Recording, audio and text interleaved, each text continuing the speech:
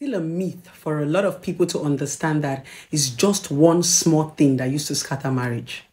One small thing. You talk too much. You cannot shut up. Busybody. You are a nag. You are too troublesome. That is what kills marriage. Everybody begins to go silent. Everybody begins to go numb. Everybody begins to mind their business. Everybody begins to act mature. Everybody begins to wear a mask. That's what scatters marriage. It's nothing major. When you hear a lot of marital stories, you will laugh. Sometimes when I come on the media and I see the noise, I smile because that is not what destroyed the marriage. A lot of things that the media carry are lies, fictions, and assumptions. The real thing that actually scatter marriage, we make you laugh. Like it's so laughable. You'll be like, Even the people that are going through that problem, they are ashamed to tell you that that is what caused it. That is why oftentimes when people are having a misunderstanding, they lie about what caused the fight. That's why they always say it's only husband and wife that know what caused their quarrel.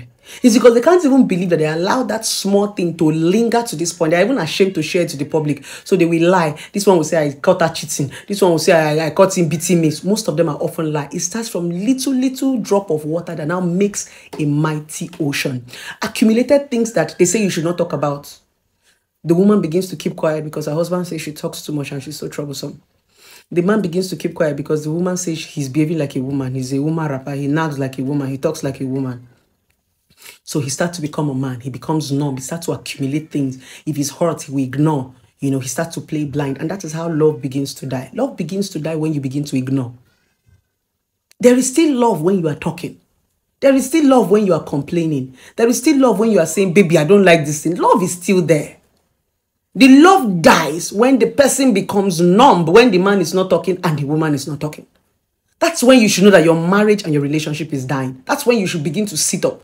So I always tell a lot of people, be very careful when you say to your spouse, you're talking too much. You're talking too much. You talk too much. No, that is one most offensive word that we use in relationship and marriage that is very damaging. Because when you tell people that they are talking too much, when they are trying to express themselves or they're trying to complain or they're trying to tell you something, you say they're talking too much, you make them go into their shell. They become numb and silent. So even when you are hurting them, you will not even know. And that's how feelings begin to fizzle away. Because when you don't talk, you can't love. It is communication that is love. Because oftentimes we feel a certain way. And when we express ourselves, all we need is a reassurance. No, baby, it's not like this. No, you misunderstand me. I'm sorry. Everything goes back to normal.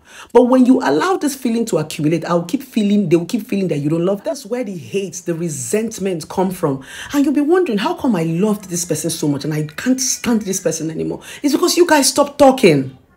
The person became a stranger. The person started feeling like you don't love them anymore. It's a feeling. Remember, the only way you can reassure people is by talking. Oftentimes, feelings are not often true, but when you don't talk about it, you believe it. When you feel a certain way, the reason why you express yourself is because you need the other person to reassure you. Oftentimes, the reason why we always say it's good to allow people express themselves is because when you don't let them express themselves, they will believe their feelings. And oftentimes, feelings are not always true. Feelings are just based on assumption. So when you communicate, it helps you reassure that person and say, no, baby, that's not true. I'm so sorry I made you feel this way. Right?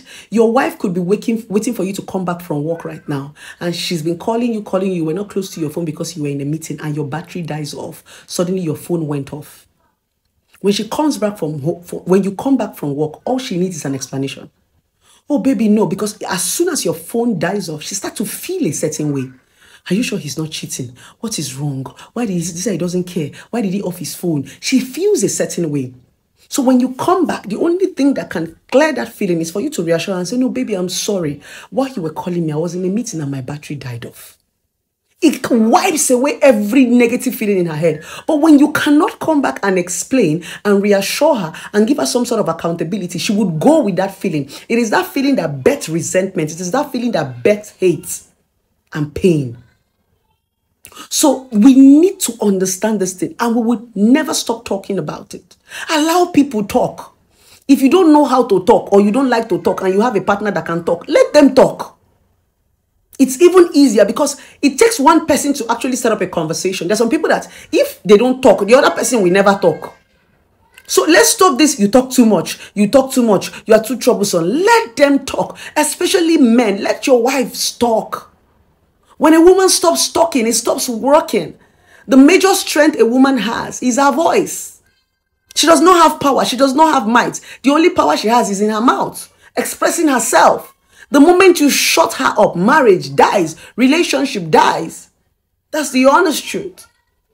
So I will keep telling you that the things that break marriages are not the major. They are the little things that we overlook. All these prayers that you go and pray in church, after praying in church, you will still go back home and repeat the same thing. Ordinary is what has caused divorce. Ordinary is what is making a lot of people so single. All those ordinary, we refuse to pay attention to is what has scattered the marriage. We focus so much on the big things and leave the small things. And we keep asking ourselves, where did we go wrong? We went wrong with the small things that we keep overlooking. Until we pay attention to those small things, it's going to be difficult for a lot of us in relationship and marriage. With this viewpoint of mine, I hope I've been able to teach you something, and I hope you've learned something. As I come your way next time, my name is Blessing CEO. I love you guys very much. Don't forget to subscribe. Don't forget to like. Don't forget to share. And don't forget to comment.